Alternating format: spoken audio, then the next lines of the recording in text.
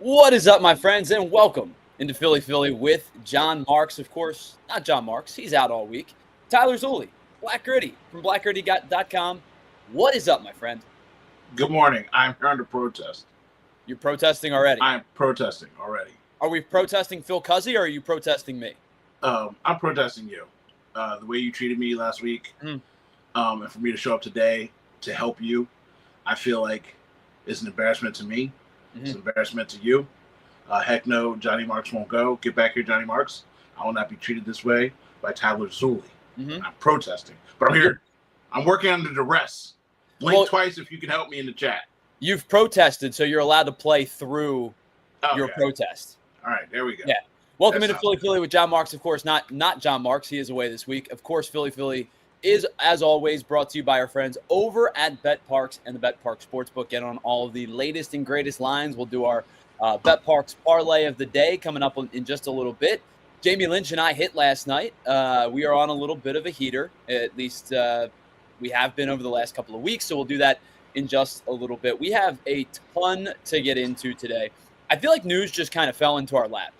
This is long. Because I was sending you some stuff. I'm like, hey, here's what I'm thinking, this.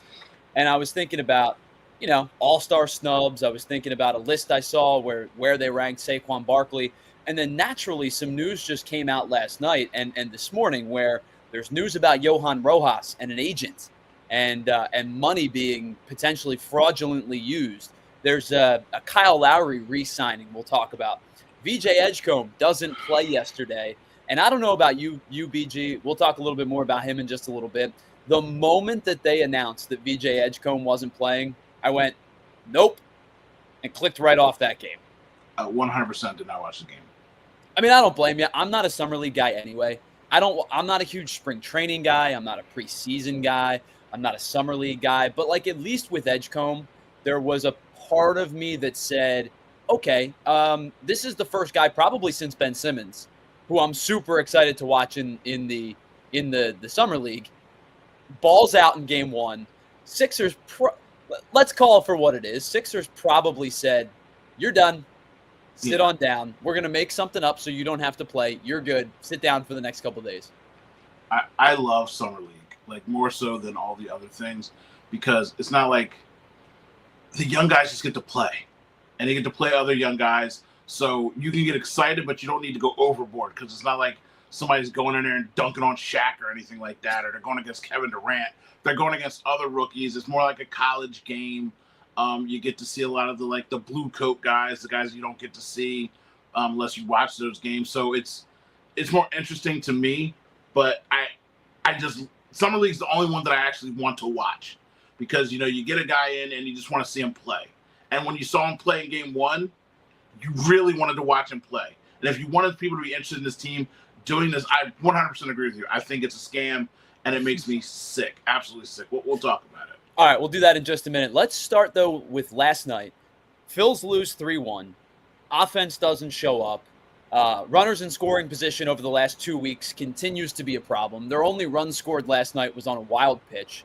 And we'll get to all of that in just a minute because it was not a particularly strong game yesterday for the Phillies offense. But I want to start with Cristopher Sanchez because this is something that is extremely arbitrary. It's extremely subjective, and it's something that I should not lose sleep over. But I find myself being agitated at the fact that Cristopher Sanchez was not named an all-star this year when every single one of his numbers, BG, are better than they were last year when he was an all-star.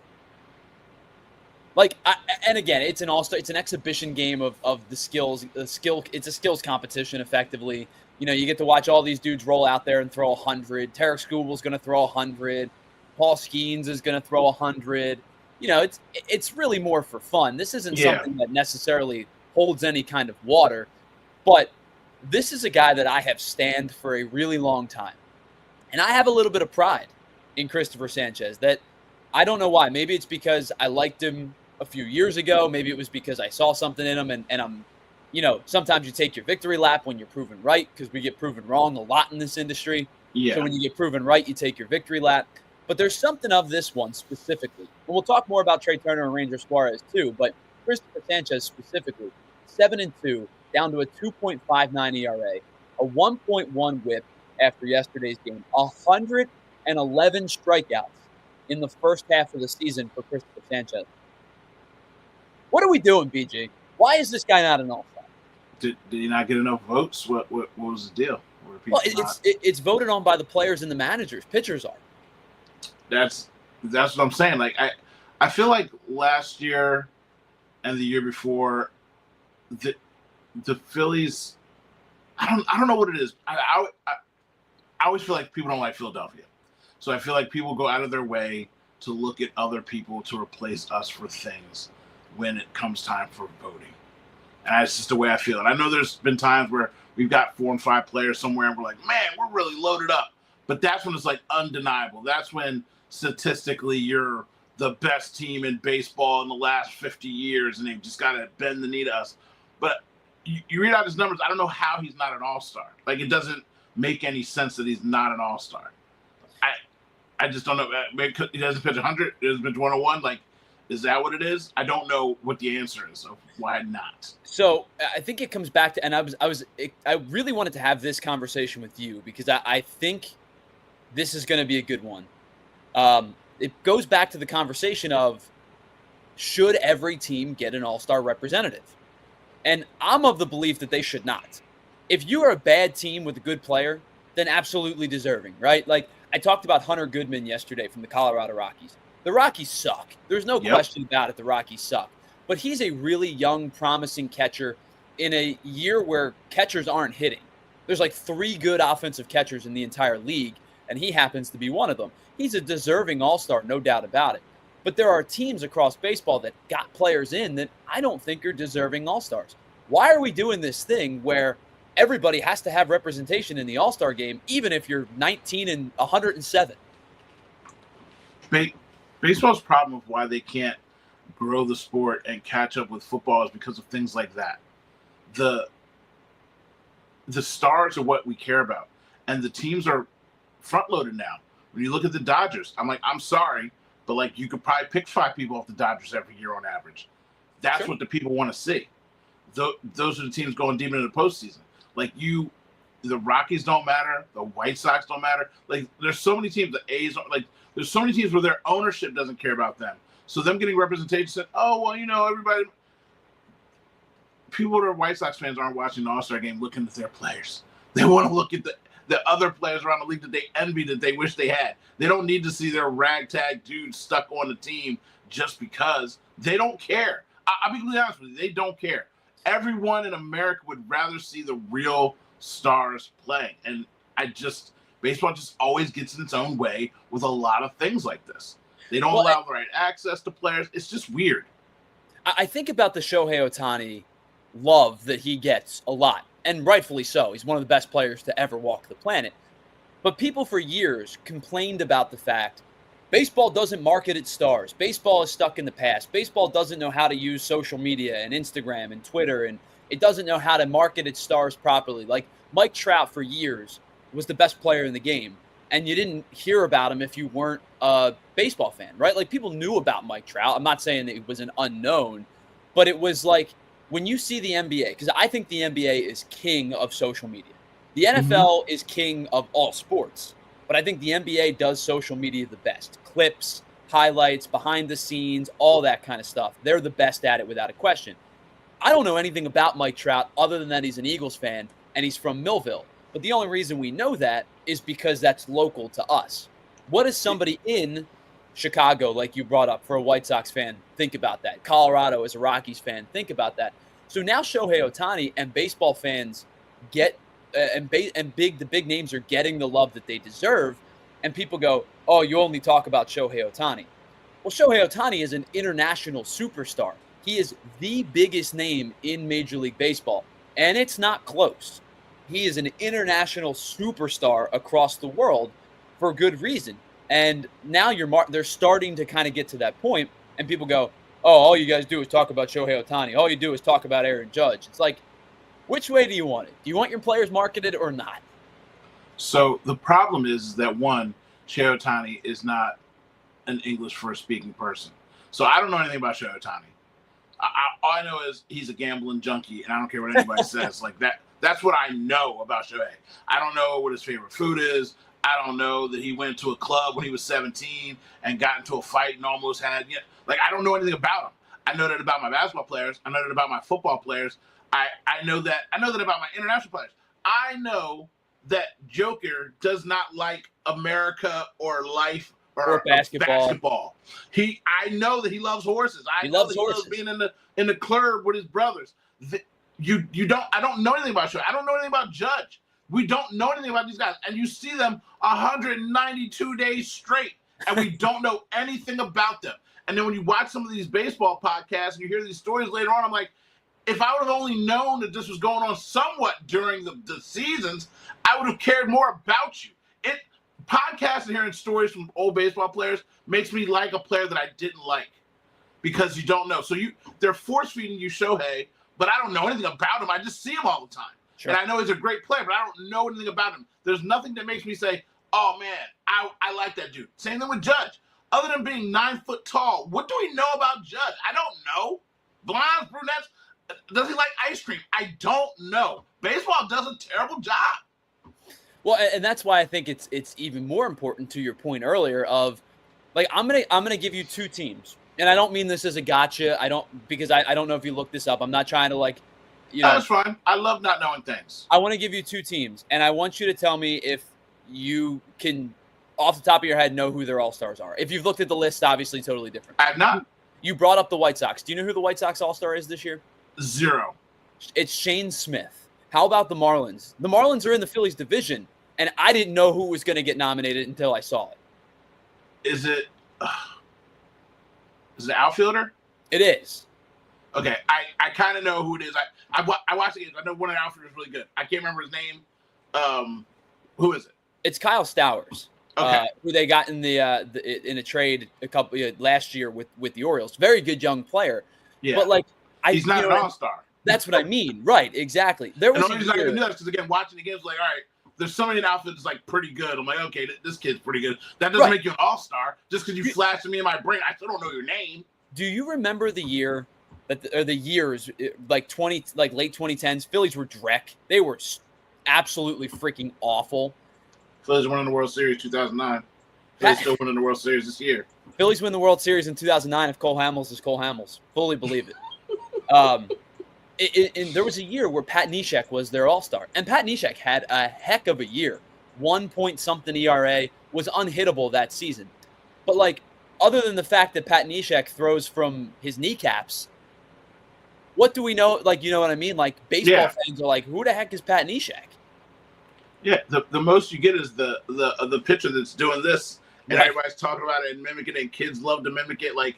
Those moments, why does he pitch like that? When did he start pitching like that? What made him do that? Sure. What makes him think that that's his thing? Baseball does such a I can't stand it because it never changes, and I'm not the first genius to say it. You said everybody says it. They won't get out of their own way. And again, they made changes to make the game faster. They made the game faster. They've done that. But, let me connect to the players.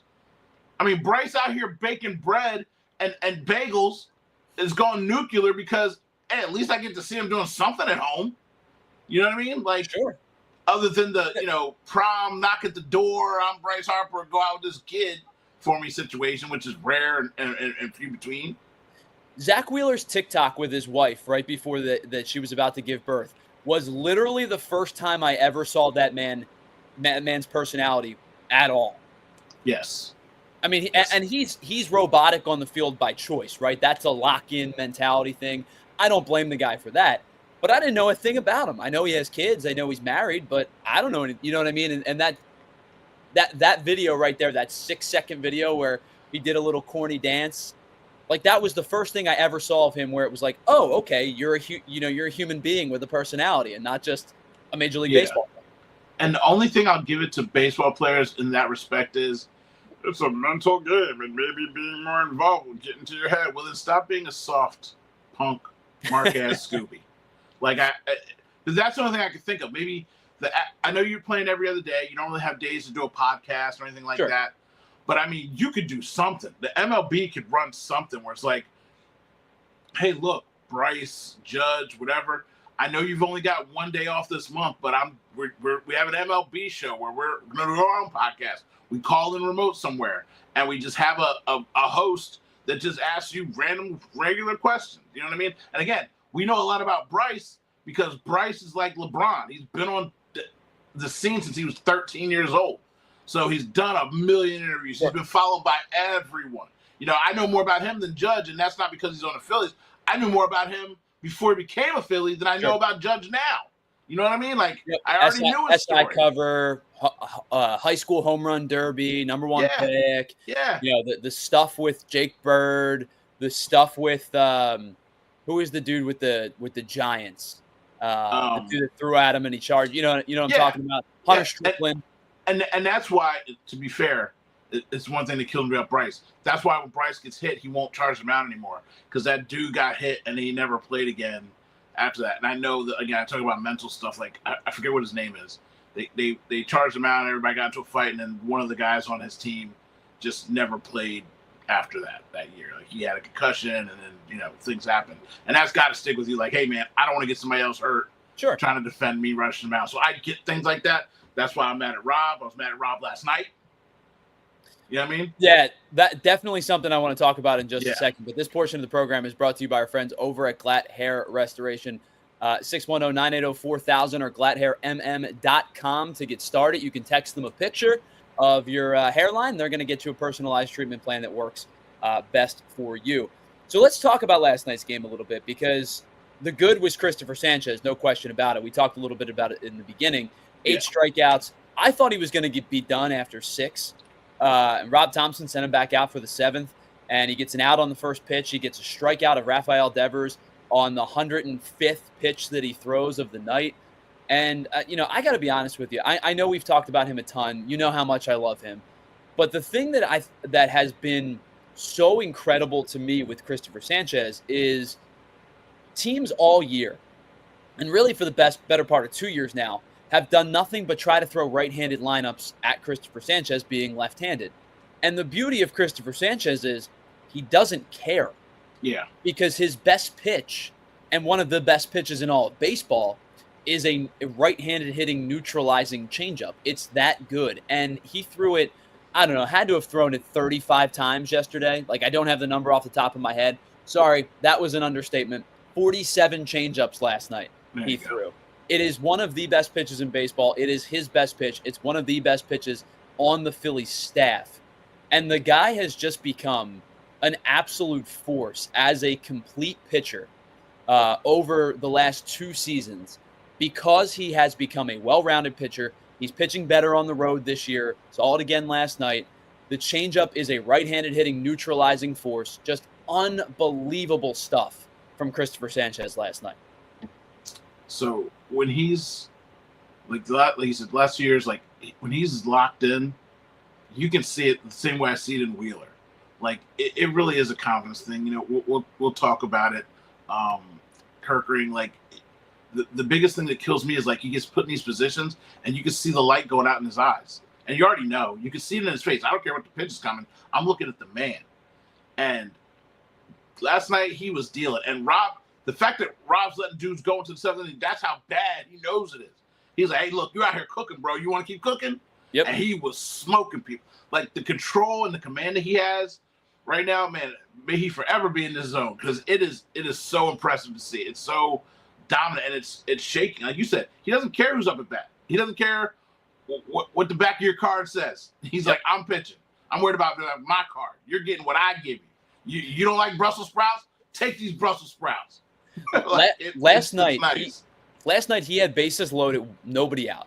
And the bases were loaded because he put himself into some danger. A couple of base hits and a walk to load the bases. He gave up 1 run, got a ground ball, got another ground ball that Trey Turner booted, and then kind of went bad news bears on it and flipped it to Bryson Stott, thankfully. But he ends up getting out of that bases loaded, no out situation with 1 run. And then he really locked in from there. He had thrown like 40 some odd pitches through the first 2 innings and ended up going 7 strong innings because of it. Like, it was just a complete performance. And you're right. Rob Thompson, the one thing I will always give Rob Thompson credit for, he seems to have a feel for his starting pitchers. Now, the bullpen is a hand that he's been dealt, and he can only do so much with it. But I think he seems to have a feel. He let Cristopher Sanchez go an extra inning. Zach Wheeler the other day, I think you would have had to pry the ball from his cold, dead hands to take him out of the game after 8 innings. But on the inverse, Ranger Suarez said he was dealing with some shoulder fatigue and whatnot. And they said, all right, 85 pitch cap, and you're coming out after 5 innings. You gave us 5 good innings, and we'll make it work from there. I think the one thing that Rob Thomson does do well is he understands how his starting pitchers are feeling on a given day. I feel like he's doing a better job of that this year. There have been other years where I don't feel that, but this year I will 100% agree with you. And it's the thing I hate about baseball the most. You just said a really bad situation that he got himself out of with bases loaded. We're not the only ones not clearing the bases. We talked about this before. Sure. The points aren't coming. But when it happens to us, we just get so angry. And I'm looking at one at bat in particular, and it doesn't really matter in the scheme of the game, but it matters in the feel of what I'm talking about with Rob. When Bryce Harper was up at bat in the 8th inning, what are you doing? Like, I know it's the first game on a road trip, and I know whatever, but he doesn't ever stand up for his players. He just doesn't. Like, Bryce looks to the dugout like, bro, did you see that ball was 19 feet off the plate? Looks at okay, nothing. All right, I'll get back in here. The next pitch high. Bryce instantly like, so because I can't say nothing. You ain't gonna. All right. Well, now the professional baseball player that he is, he's out there swinging at trash, making contact because he has no idea that this guy knows where the strike zone is. And I'm like, in that moment, I'm like, damn, I love Bryce Harper. Like, he tried his best to get out of a jam where coach or manager, whatever it is, at some point, could you step up and say something? Could you do something? Every once in a while, puff your chest out for your players. And I don't know why these guys love him so much, because he just sits over there and does, I guess it's because he lets them do what they want to do. Really is what it is. But moments like that, Rob, again, makes me so angry. I'm like, what are you doing? You know what I mean? I know we got the trade deadline coming up. We're going to talk about it. But I said we're going to World Series. We don't go to World Series. I'm passing K-Red, INS. I'm passing out these bags. We all have bags over our heads after performances like that, and nobody's sticking up for my player. I'm not happy. I will say I am not a huge proponent of, like, go get run just to get run. Rob Thomson needed to get run last night. Please. Because I think it really comes, like, Caleb Cotham went out, and we got a break in just a second. I apologize to everybody, especially Julia and Ethan producing today's show. Caleb Cotham went out yesterday at one point to go talk to Orion Kirkering, and Tom McCarthy and Ruben Amaro made mention of it too.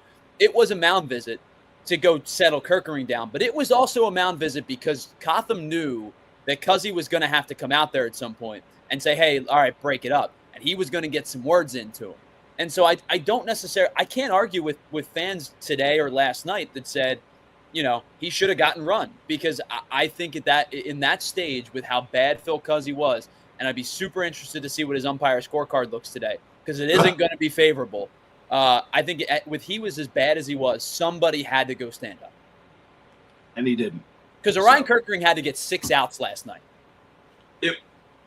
Again, that's what I said, like, and you can see it in his eyes. When he's not, like, he's like, what do I got to do? Like, what do I got to do? And then he starts breaking down, and it's not fair. And I'm not happy about it. And we got reads to do. Do your job. All right. We'll pause for a moment. We'll come back. It's Philly with John Marks, brought to you by our friends over at Bet Parks and the Bet Parks Sportsbook. Tyler Zulli, Black Gertie, we're in for John Marks. We'll be back after this. We're going to talk a little bit about the Sixers. We're going to go 4 for 4 today. BG, we'll do it all. Sixers up next. Eagles, Flyers coming up later in the show as well. It is Philly with John Marks right here on PHLY.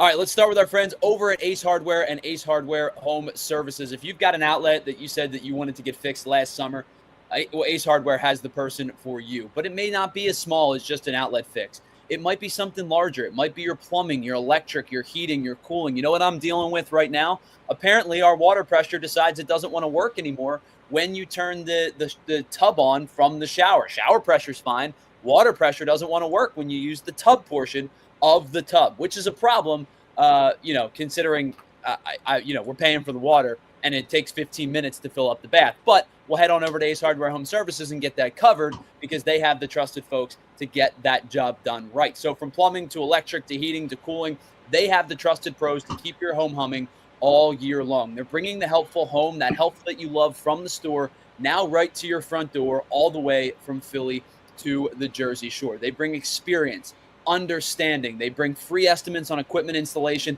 and replacement with trusted advisors and options that are best suited for you, your home, and your budget. It's service you can trust and satisfaction that is guaranteed. And Ace Hardware Home Services are local. Their teams live and serve your community and are dedicated to keeping your neighbors and you comfortable in their home. Visit Ace Hardware Home Services at acehardwarehomeservices.com to get started on your next project today. All right, Rothman Orthopedics. Listen, if you're trying to get back into the game, if your knee is aching, your shoulder's a problem. I've been dealing with a knee problem for a while now, and just to give you a little bit of insight, I went somewhere else and they told me, oh, you tore your ACL. And then I went to go get imaging done and get ready to get the surgery scheduled. And they told me, no, you didn't. You just have a bone bruise, and a pretty bad one. But my knee's been a problem since then. And that's why I turned to my friends over at Rothman Orthopedic, because they're the ones that kind of help me get back into the game. And whether it's aches after a pickup game or that old injury that's flaring up, Rothman has the experts that are here to help. Evidence-based care and commitment to restoring your mobility. They're the team that are going to help you get back out there stronger than ever. So don't let pain put your summer on pause. Visit rothmanortho.com/Philly to book your appointment today and get back to doing what you love pain-free. Rothman Orthopedics, getting you back to your summer game is their mission. What's up, everybody, and welcome back to Philly with John Marks. No John Marks today. He's out on vacation enjoying some time with his family. Tyler Zulli, Black Gritty, and hello to everybody in the chat. Peeling Onions, K-Red, INS, Tate Jeffries. I see Black Gritty in the chat. I was going to say, my mind went on autopilot. I was about to say hello to you. I'm in the chat. I'm in these streets. I'm in the chat. By the way, I'm over here hydrating. I got this fancy water bottle, this technology in it. It's got USB-C. It blinks up and it tells you when to drink. It's got a little LED screen on it. It tells me my percentage of water I drink all day. It tells me how much water I should drink for my height and weight. I'm staying hydrated out here, Tyler. I was going to ask you brought that up before the show started. You got like your Wally water bottle here. Yeah. So I was in the movie theater and it started blinking blue because I forgot to turn the light off. It just said hi to me because I picked it up. I'm at 18% for the day, and the day's already started. So this is amazing. I'm just saying, you can put tea in here, coffee, and it knows how much water is in your tea, and then it supplements the water out of the tea or the coffee. I mean, it's just, the technology is amazing. Because you were explaining it to me, and I'm like, I can just like look in my cup and see how much water's left, right? No, you can't. That portion is cool, where they tell you if I'm drinking something that's not water, how much water comes into play. That's a cool feature. And you know what it is. You're up at like 6 o'clock in the morning with the baby. You don't know how much water you drank by 3 o'clock in the afternoon, but I do. And all the technology is just in this little lid, and it's so neat. And it's just amazing. I've been drinking extra water. My body is hydrated, Tyler. So you wish it'd be me. If you get one of these, we could be buddies. And then it'll tell us who's drinking more water each day. I mean, I'm just saying, get your life together. My life is hanging on by a thread, BG. I did a Phillies recap at 12:27 last night. I had a baby who was up until 2 o'clock in the morning, and now we're here doing this show. My life is hanging on by a thread. I have 2 coffee cups today. I am done one, and the second one's almost empty. Well, I'm going back to sleep after this because I didn't go to bed until 3:30 or 4:30. I'm here sweating. I got caffeine sweats, and you're heading right back to bed. I don't blame you. That's right. But like you said, I'm in the thick of getting a baby to be a functioning human being. You did it. You succeeded. Yeah. My daughter turns 18 this week. Her birthday's on Friday. I am retired from parenthood. I have raised a ninja. She can take care of herself. You know what I mean? Nobody's kidnapped her. She been tricked by no 45-year-old man on the internet. You know what I mean? I've done my job. You know what I mean? It's the best. Congratulations. I know your daughter just graduated high school. So congratulations to both you and her. BG, all jokes aside, you've done an excellent job, and you are a very good dad. And I appreciate you. That's why I got to come see my nephew. You know what I mean? I got to come hang out with my boy. 100%, without question. I'm going to bring him to the studio one day. I've been saying that to Julia for weeks now. And she's like, when you bring him back? I ain't worried about you bringing him nowhere. I'm coming to the mountain. You can come see us. That's even easy. Yeah, that's what I'm doing. I'm worried about me. I don't care about the studio. All the rest of them jokers don't need to see our baby. You know what I mean? That's my baby. You can come see him whenever you want. We got an open door policy. Just he's in bed by 7:30. So but he's back up by 2:30. I mean, I can take a shift for you. You know what I mean? That's right. You don't sleep, so we might be all right. I don't sleep. You know what I mean? I got you. All right, let's talk Sixers because we talked a little bit about it briefly in the open. No VJ Edgecombe yesterday. 28 points on 27 shots the other day. Haven't had a chance to talk to you about that performance, but I think, again, it kind of sapped my enjoyment of watching the Summer League when it was announced that he wasn't going to play. No disrespect to the other guys that are playing, the young guys that are playing, the vets that are trying to get back into the game.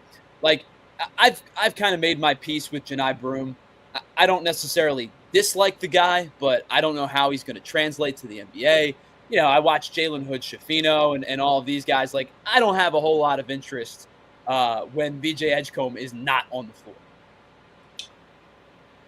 I'm so angry. Like it. So first of all, I wanted Ace. Now I can admit that I was wrong after hearing VJ here. I watched a video where he called. They always have the rookies call like Sixers package orders. I gave up my season tickets last year, so I was not going to be available to get that call. But listen to him on the call and the way that he talked and handled himself and his family. Like, I'm like, okay, because I really wanted a dog. I wanted an alpha. And the things people didn't like about Ace, I'm like, no, at least he's standing up for himself. At least he's going up against the machine. At least he's got enough to say, look, I believe in myself. Because everybody on the Sixers seems soft to me. No offense. I love Maxey, Captain Smiley. And I love McCain, Captain Smiley with nails. Like, I love them. I'm happy they're on the team. But I just wanted a dog. And when I heard VJ talk one-on-one because he was a little bit more free once he was drafted, I'm like, oh, okay, this kid want to be somebody. This kid's a gangster. This kid ain't taking trash from nobody because his family had to take a lot growing up. I was all in. And now my boy's got a finger in his bed. The red is for me being so angry. I'm just so I was going to ask, did you just go like Sith Lord on us? Bro, I'm hot, yo. I'm hot. You went from Anakin Skywalker to Darth Vader all of a sudden. The Sixers can't keep getting away with this. That's why I don't believe in injuries. What is in the Philadelphia water that everybody gets hurt here? Bryce and Embiid. Like, Saquon, get off the Madden cover, bro. The curse is real, bro. I hate the Sixers so much because I feel like they were just like, you balled out. You was talking trash. You about to fight somebody. You know what? Your fingers hurt. Go sit down for 2 weeks. And it makes me sick. Now I got to get the ramp up. I got to get the questions. It's disgusting, Tyler Zulli. Listen, I don't disagree with you that the Sixers have run into the weirdest string of injuries and ailments and allergy reactions and things like that between allergy reactions and thoracic outlet syndrome and Ben Simmons forgetting how to play basketball and Joel Embiid getting punched in the face by his own teammate and all the issues that he's had in terms of injuries. The Sixers have been just like, I think about certain organizations that feel like they're a little bit, I don't want to use the word cursed, but it kind of feels that way. I think about the Jets. I think about, I'm trying to think who else might be in that fold. The Jets are the first one that come to mind because they're a disaster. The Buffalo Sabres have been rebuilding for 4 decades, at least it seems. But like the Sixers kind of feel like they're falling into that category a little bit. So they get this kid in VJ Edgecombe, who, again, like he's not going to get 27 shots in a game. He might not get 27 shots in a week to begin the season. But I will say this. I agree with you. They got a guy who wants to win and wants to be there and has a little bit of that dog in him. And I will say I do like what the Sixers have done in the last couple of years in terms of identifying and selecting players that want to play the game of basketball, that want to be competitors. Tyrese, and I know that you know maybe you're not as mentally high on their mentality. Like you brought up Maxey and McCain. Oh, I am. Like I love them. Like I'm happy. Like I said, they could be a part of a franchise winning team for me. I'm just saying now I need an alpha. Now I need a dog because it's not Embiid. So if I got two guys like Tyrese Maxey, his heart is all in. He's all heart. That's what you want. That's the TJ McCollum type thing. Like he's way 1,000% better. But you know what I'm saying? A guy that actually cares. He went to Joel. He's crying in the press conference when he loses in the playoffs instead of sitting there laughing and joking and eating a cheeseburger. Like, and McCain is just like dancing in the streets and he's being his own person. I love that. I need a pit bull let loose in the stadium and everybody's like, oh, what's going on? Whose dog is that? That's what I need. And that's what I feel like VJ can be. Well, and that's kind of why I was bringing up like the last couple of years. You bring up Maxey, you bring up McCain. Both those dudes want to play basketball and they want to win, and they're committed to the work grind to it. Same thing with VJ Edgecombe. I brought up Adem Bona is the type of guy who I think is a prime candidate. Put on a little bit muscle, learn the NBA. I'm not sitting here telling you he's a starting, all-star caliber center, but I think he can be a rotational piece as he fills out and as he learns the game of basketball in terms of like how the NBA is structured. I am super excited to see what the future holds for Justin Edwards. And maybe I'm grasping at straws, but I think that kid loves to play the game and wants to play the game and seems like he's got some legitimate veterans in his corner that say, hey, this kid can play a little bit. Don't sleep on this kid. He's a good ball player. I don't know what this turns itself into, but I do think the Sixers over the last 24-ish months have said we're identifying players that want to play the game and love the game and can help us be better by that love. The only thing they can do right is draft, and they need to protect the players. They need to protect the players. The medical staff needs to be better. I will not deny them that they have done a great job at seeing talent, recognizing talent, and going again. That's the only thing that they've done right. Again, you've read it over the last 24 months. It's the only thing they've done right, and I'm happy for it. But my God, help me. Like I just can't with the injuries. I just can't. I'm sick. So let me ask you this question because it's the one that's continuing to be on my mind. With all the positivity that I just spewed, the one thing that has continued to be on my mind and continued to be a question mark for this team: who's playing the 4? I don't know. You asked the wrong question. I thought you were going to ask a different question. Like, because that to me is the one that continues to be pressing because we know, I think there's a lot of known with this team, which could be a good thing and it could be a bad thing. But assuming health, which is harder to do than I think it's easier to do with Maxey and even with Paul George a little bit because I think Paul George got sidelined towards the end because we know what they were trying to do. Same thing with Maxey. Much harder to do with Joel Embiid. But assuming health, I think they have a fairly talented roster. I'm not telling you I think they're top 3, but I think they're top 6 or 7, right? I think they have a talented enough roster to make the postseason. My question is, they don't have any size. Is Paul George playing small ball 4? So, again, you're asking the wrong question. I don't care about that question. Why is Kyle Lowry on this team? Talk about year 20. Why is Kyle Lowry number 7 when VJ wants to be 7? This dude out there looking like an offensive lineman 77, and I gotta watch Kyle Lowry come off the bench eating snacks and shaking his booty and sliding all across the court. I like Nick Nurse, but I found out that he's a one-hit wonder, and Kawhi Leonard's not walking through this stage to help him get a championship. He lost to LeBron James every single year, had the best team in the East, and couldn't win nothing. What is he going to do here? Keeping Kyle Lowry on this team. I got all these young lions out here, and you want this booty-clapping, young, smiling punk out here talking about year 20. Yeah. He might as well be a freshman rookie, right? Why is he on the team? He is trash and should retire for a veteran minimum somewhere else. Why is he on this team, Tyler Zuli? You think I care about a power forward? You think I care about small ball? I don't.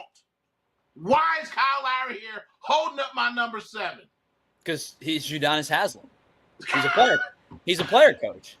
Udonis Haslem was a thug and a gangster on the court. He had a job. He created a service.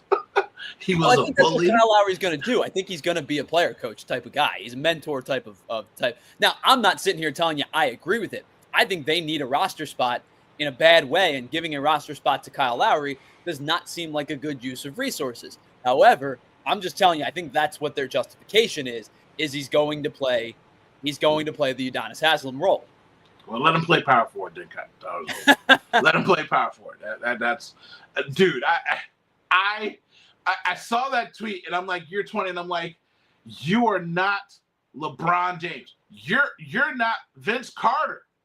You're not Kobe Bryant. I don't care if you're year 20. It's 6 years too long. Tyler.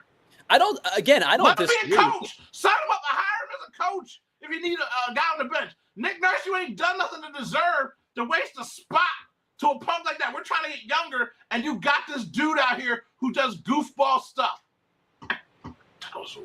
I don't disagree with you. I don't think Kyle Lowry should be back, and I get your frustrations. Okay. It is not something that I would. It is not a move that I would have personally made. That's all I'll say. But I think that's the justification is they like him. He's a vet. That's their reasoning. Right or wrong, up for us to decide. But 100% wrong. There's no decision. There's no question. It's just wrong.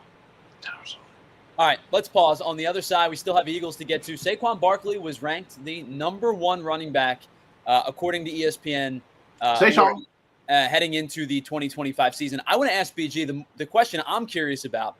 Who's your number 2? Because I think there's an obvious choice, and then I think there's a guy who could take that mantle this season. We'll talk about that, and we're going to get into the Cam York extension, and, of course, our Bet Parks Parlay of the Day coming up in just a little bit. It is Philly with John Marks, brought to you by our friends over at Bet Parks and the Bet Parks Sportsbook. We'll be right back after this.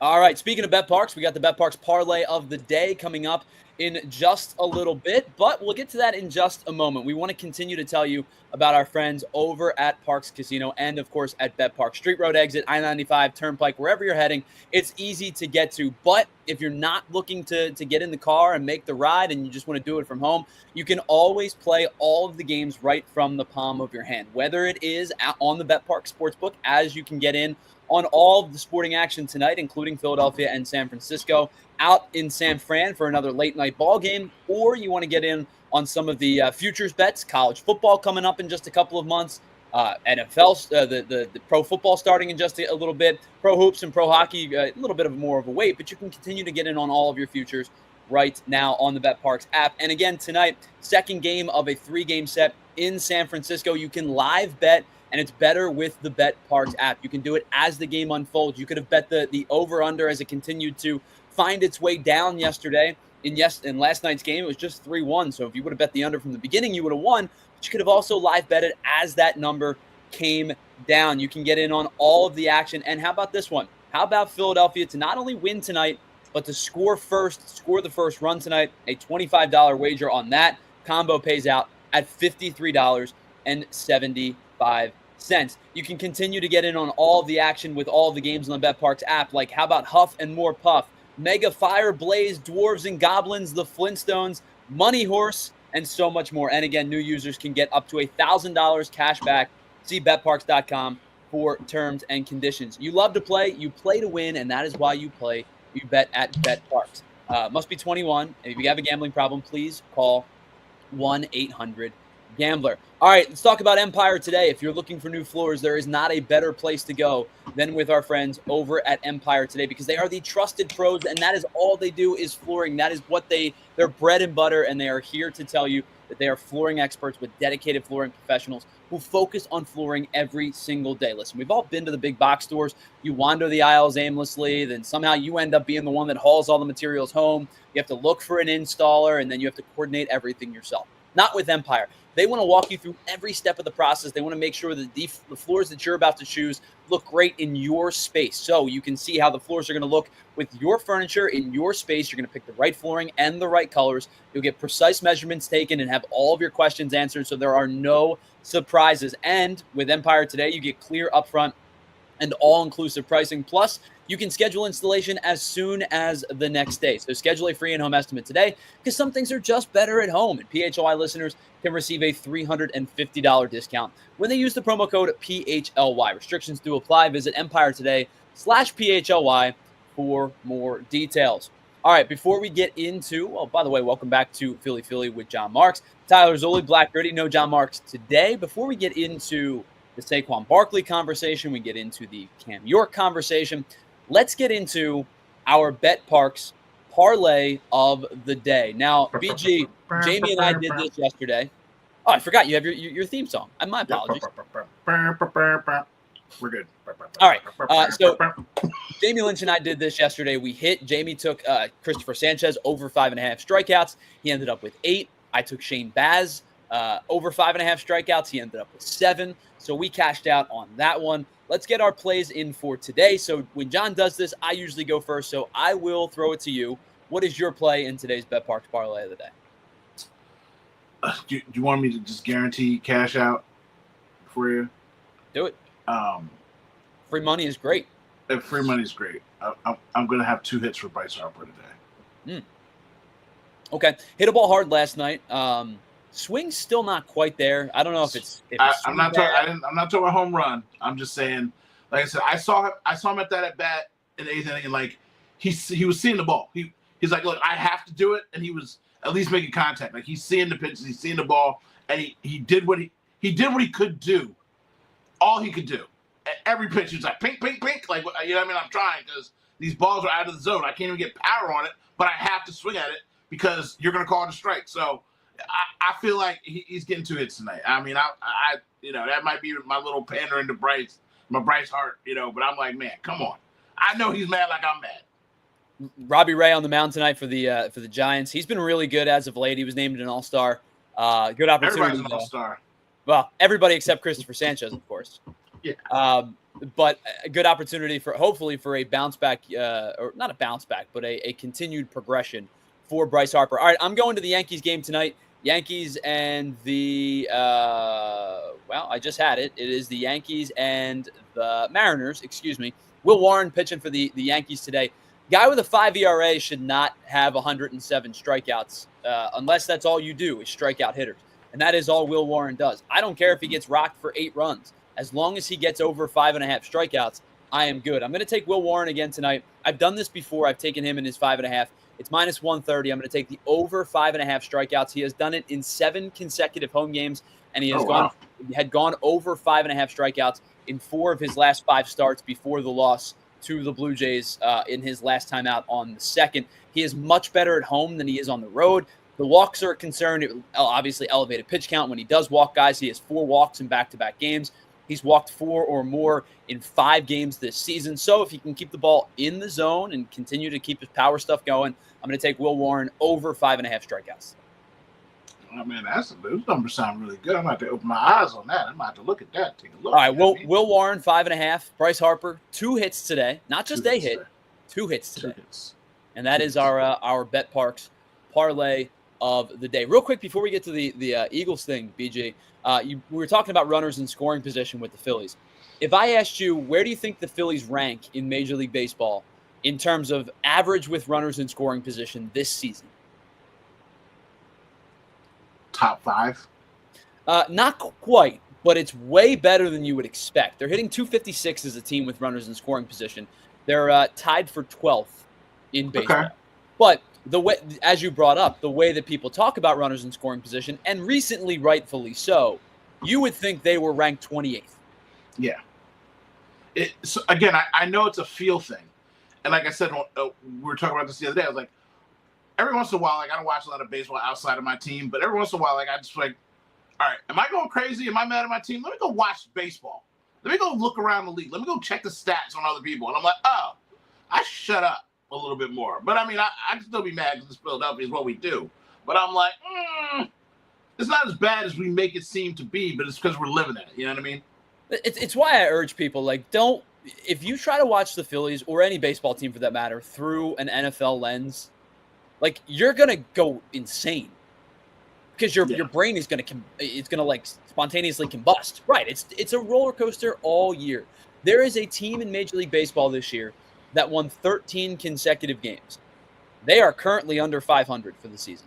Yeah. Like, the Phillies, who have pretty much been a model of consistency in terms of their record over the last 2 months, they have pretty much hovered somewhere between 10 and 15 games over 500 for the better part of a month and a half now.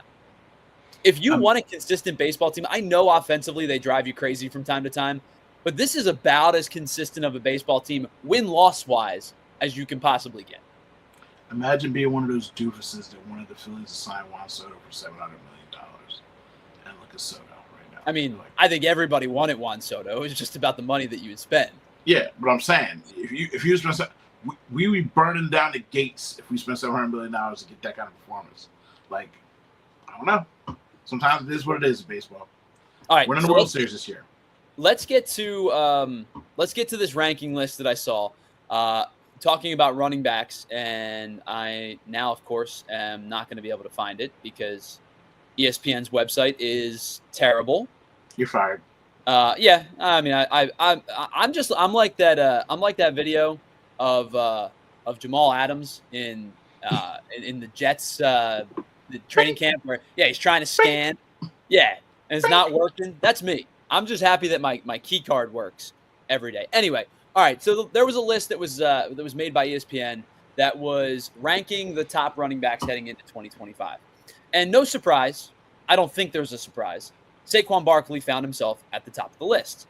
And I don't think this is any kind of surprise, right? 2,000-yard season, had an outside chance to break the all-time rushing record, obviously didn't play in Game 17. Just an unbelievable 2024. And looking to, I don't want to say duplicate it because it's hard to duplicate what he did. But I was saying this to John the other day, BG, like even if he has a 25% regression, which is a massive regression in terms of yardage, he's still going to have 1,500 yards for the season. Like I think a regression might be natural just because it's really hard to go 2,000. To do it in consecutive years is almost impossible. But this guy, deservedly so, is at the top of the list of running backs heading into 2025. 100%. The problem is he's on the cover of Madden. And I do believe in that. And you laugh at that. Look at Christian McCaffrey. Like, you can just go down the list of people who had, like, all legendary years, and then they come back one. It's hard to have like you just said, the wear and tear on your body alone. And they've been doing a lot of partying. They won the Super Bowl. He's out here doing freaky deaky stuff in restaurants. I am not confident that he's going to make it through the entire season. Knock on wood, I don't wish him injury. I wish him well. I wish that we would protect him, and I think they're going to try and do that by throwing the ball around a little bit more. But you're right.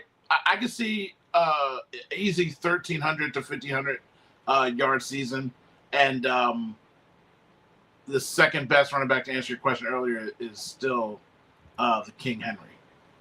So I think that so he ends up being number 2. By the way, Saquon's highest rank, this was 10 executives, and it was executives and former scouts and coaches and stuff like that. His highest rank was 1. His lowest rank was 2. So pretty much uniform across the board. He's expected to be the number 1 back. Now, Derrick Henry was he got 1 first place vote. His highest rank was 1. His lowest rank was 6. Now, he's going to be 31 heading into his 32 season. Every year we think, is this maybe the year he loses a step? Is this maybe the year he's not the Derrick Henry that we expect? And every year he tells us to bleep off and has another super, super productive, reliable type of year. I have no issue with him being the number 2 running back in this rankings, but I will say this. My number 2, the guy I think is going to be in for that sizable, maybe seismic type of year, is the guy that they ranked number 3 on this list. I love Jahmyr Gibbs. I think Jahmyr Gibbs is one of the elite running backs in the NFL already. And the only thing, and it's not detrimental to his team, but I think it's detrimental to him, statistically speaking, is the fact that they have a very good David Montgomery also on the team. If he were not there, I don't know if that means Gibbs would be less effective or more effective with more touches. But I am a huge Jahmyr Gibbs fan, and I could theoretically see a case for him to vault himself into the number 2 running back conversation this season. So he's not going to be number 2 this year. He is splitting the backfield, and I think he's great. I think he's good. Unless Cooper DeJean's out there to tackle him, Derrick Henry's in an advantageous situation. He has Jackson there. And not for nothing, if the coach who I love, who's, from Philadelphia, coaching tree, if he wasn't a moron, they would have beat Patrick Mahomes last year. When Derrick Henry rushed or touched the ball 22 times, they won every game. Under 22 touches, they lost. And what did they do in the second half? They stopped running the ball. Like, why would you stop? Derrick Henry gets stronger and stronger. Like, I remember I saw a video of him in the 8th grade, and he was 42 years old, bro. He was walking people to the He had a family. Yeah. Like, I'm like saying, like, you know what I mean? Like, so Derrick Henry to me, like you said, like, I don't know when it's going to happen, but it's not going to be this year because I watched them all last year. So, and he's consistent. Like, he doesn't really get dinged up too much. Like, a lot of times they shut him down because they were trying to get draft picks and things like that. But if Gibbs didn't have to share the backfield, it'd be different because I feel like they split time a lot more than they should. They should just give him the ball and let him go to work unless he's tired. But so Gibbs' highest rank on this list was 2. His lowest rank was 9. So that's where kind of the disparity starts coming in. Is Saquon was number 1 or number 2 in everybody's rankings. Derrick Henry was somewhere between 1 and 6, which I think is disrespectful. Even for somebody who's saying, I think Gibbs should be 2, like that would be me saying Derrick Henry's number 3, right? Like to be 6 is just utterly disrespectful. But the disparity starts after that. Gibbs has a high of 2 and a low of 9. Bijan Robinson, who's 4th, has a high of 1 and a low of unranked. I'm sorry. What Bijan Robinson are you watching that you said he's not a top 10 running back in the league? I know the Falcons aren't very good. I know their offensive line may not be very good. But what are you doing not having Bijan Robinson somewhere in the top 10? That's just not believing in the Falcons and a good organization. That's all that is. And their quarterback situation. He's got talent. It's just the team he's on. Like I said, like the benefit that's helping Henry is that he has a running quarterback where you can't load up the box and stop Derrick Henry. You're like, well, this dude might throw over my head. He might take off running. So that optionality is extending his life in the NFL. It's extending his freshness because then if he does get the ball, man, it's a freight train coming at you. So, yeah, that's weird. Unranked is unranked. Wild. Crazy to me. It's unwild. They got McCaffrey having a comeback of a lifetime on the list? They have him McCaffrey at 4. on there? Yeah, they have him at 4. That's embarrassing. Or no, sorry. They have him at 5. Bijan's 4. McCaffrey's 5. Still embarrassing. So if Saquon goes for 1,500 this year, which is kind of in the upper echelon of the number you provided, 1,300 to 1,500. If he goes for 1,500 this year, he would have finished last season as the number 2 yardage running back. So Saquon goes for 2,005. Derrick Henry goes for 1,921. Bijan Robinson was 3rd, 1,456. Like a 25% regression means Saquon Barkley would still be the number 2 running back in terms of yards. That is absurd. And if he's healthy, he's gonna do that. Right. Of course. Regardless. Health is the big question always, right? Yeah, it's guaranteed. That's why when people say, people bring up, anybody can run behind this line, like, yes, they can. They can run and be serviceable. But there's a reason why Miles Sanders was always capped at like 12 and 13 because he wasn't a savvy player. He ran out of bounds. He should have stayed in bounds. He went in bounds. He just ran out of bounds. Like, there's just like, I saw a picture of him today, like, oh, maybe we misjudged Miles because he's working out. And I'm like, muscles don't fix stupid. Like, you can have the skills and have the physique, but if your mental isn't there and you don't know how to read the blocks that are in front of you and play the game well, it doesn't matter how in shape you are. You know what I mean? Yeah, I'm in a round shape saying that. I understand the irony. Miles Sanders had a good final year here in Philly, no question about it. DeAndre Swift in his single year here had a very, very productive year. Yep. There's a reason Saquon Barkley ran for 2,000 yards. Yes, in part because of the O-line, but also because he's Saquon Barkley. Yeah. All right, before we go any further, I want to say thank you to everybody on our streaming services, our Roku, our Samsung platforms. Head on over to allphly.com to watch the rest of the show because we are in overtime. Okay.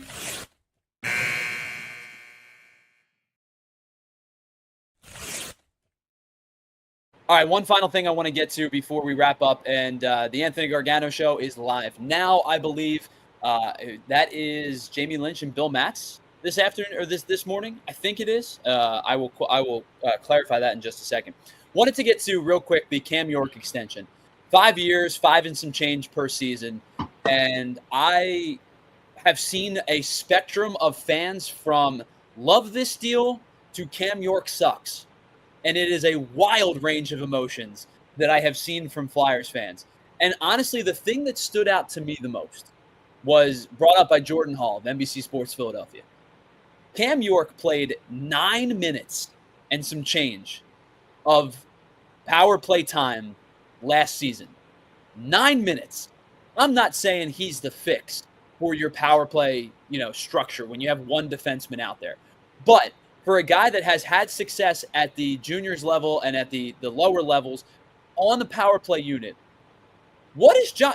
I know John Tortorella hated Cam York. It was very clear. But, this guy is a more productive player than I think John Tortorella allowed him to be, especially on the power play unit. So, one, I love Tort for the fact that in Philadelphia I had a coach, manager that spoke to me straight, basically didn't lie, and just shut up when they felt like they didn't have anything to say. Sure. That's why I loved him. I loved him because the team didn't have anything, so at least I was getting structure. Okay? Now you're getting young talent in. That kind of structure could break young men. You know what I mean? If you're a strict parent at home and you got the reins on too tight, next thing you know, your son's running out a window and go joyriding when he's 13 years old because you didn't give him any flexibility. So that being said, everything the Flyers are doing right now, I feel like they have a mission, they have a goal, and I like some of the moves. So I say to myself, at least they're getting who they want, what they want, and they have a plan, it seems like. So I'm happy with everything they're doing. I'm having hope.